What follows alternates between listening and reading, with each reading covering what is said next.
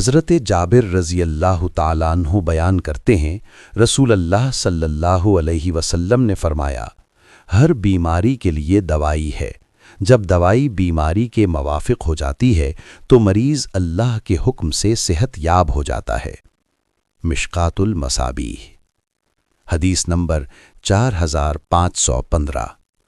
حضرت ابو سعید خدری رضی اللہ تعالیٰ عنہ بیان کرتے ہیں، ایک آدمی نبی صلی اللہ علیہ وسلم کی خدمت میں آیا اور اس نے عرض کیا، میرے بھائی کو پیچش لگے ہوئے ہیں۔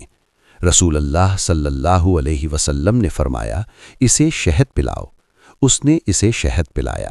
وہ پھر آیا اور عرض کیا، میں نے اسے شہد پلایا مگر اس سے پیچش اور بھی زیادہ ہو گئے ہیں۔ آپ نے 3 مرتبہ اسے ایسے ہی فرمایا۔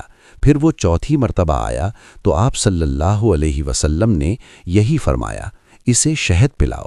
اس نے عرض کیا، میں اسے پلا چکا ہوں لیکن اس کے مرض اس حال میں اضافہ ہی ہوا ہے۔ رسول اللہ صلی اللہ علیہ وسلم نے فرمایا، اللہ کا فرمان سچا ہے جبکہ تیرے بھائی کے پیٹ کی غلطی ہے۔ اس نے پھر پلایا تو وہ صحت یاب ہو گیا۔ مشکات المصابیح، حدیث نمبر 4521۔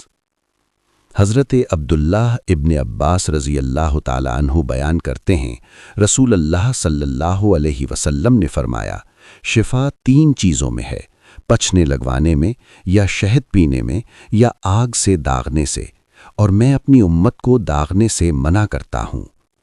مشکات المصابیح، حدیث نمبر 4516۔